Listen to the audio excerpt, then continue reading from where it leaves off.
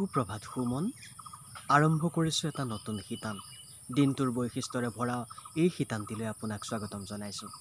নিশা যিমানেই গভীৰ হ'ব প্ৰভাত সিমানেই উজ্জ্বল হ'ব। এই বেয়া দিনবোৰৰ অন্তত এদিন ভাল দিন আহিব, সেই আশাৰেই আপোনাক আজিৰ দিনটো শুভ আৰু মংগলজনক হোৱাৰ কামনা কৰিলোঁ। আজি 1 জুন 2020, অসমীয়া লেখেৰে জেঠ মাহৰ আজি 18 তাৰিখ। আজিৰ দিনটোৰ পৰা বছৰৰ 213টা দিন বাকী আছে। সংখ্যাৰ লেখেৰে আজি বছৰটোৰ 153 সংখ্যক দিন। আজিৰ দিনটো উদযাপন কৰা হয় ৱৰ্ল্ড মিল্ক ডে হিচাপে। বহনক্ষম উন্নয়ন, জীৱন ধাৰণৰ মান উন্নীতকৰণ, অৰ্থনৈতিক উন্নয়ন তথা পুষ্টিকৰ খাদ্য হিচাপে গাখীৰৰ যি ভূমিকা তাক স্বীকাৰ কৰি সমগ্ৰ পৃথিৱীজুৰি ৱৰ্ল্ড মিল্ক ডে উদযাপন কৰা হয়। প্ৰতি বছৰে 1 জুন তাৰিখটো পালন কৰা হয় গ্ল'বেল ডে অফ পেৰেণ্টছ হিচাপে।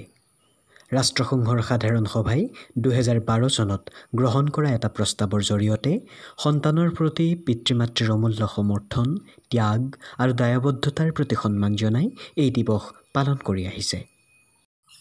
2001 চনৰ আজিৰ দিনটোতে নেপালৰ ইতিহাসত এটা সৰ্ববৃহৎ ঘটনা সংঘটিত হৈছিল। ৰাজ পৰিয়ালৰ মাজত হোৱা এক হত্যাকাণ্ডত ৰাজকুমাৰ জ্ঞানেন্দ্ৰই তেখেতৰ পৰিয়ালৰ 5জনকৈ সদস্যক হত্যা কৰিছিল।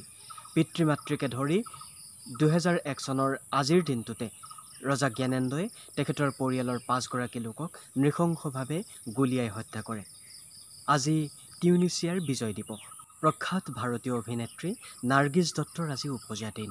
1929 চনৰ 1 জুন তাৰিখে তেখেতৰ জন্ম হৈছিল মুম্বাইত। ফাতিমা ৰছিদ হিচাপে জন্ম লাভ কৰা নাৰ্গিছ দত্তৰ দেউতাকৰ প্ৰকৃত ঘৰ আছিল পাকিস্তানৰ ৰাৱালপিণ্ডিত।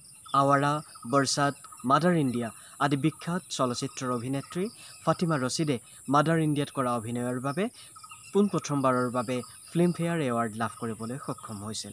আপোনাৰ আজিৰ দিনটো শুভ আৰু মংগলময় হোৱাৰ কামনা কৰি সুপ্ৰভাত সুমন আজিলৈ ইমানতে সামৰিছোঁ।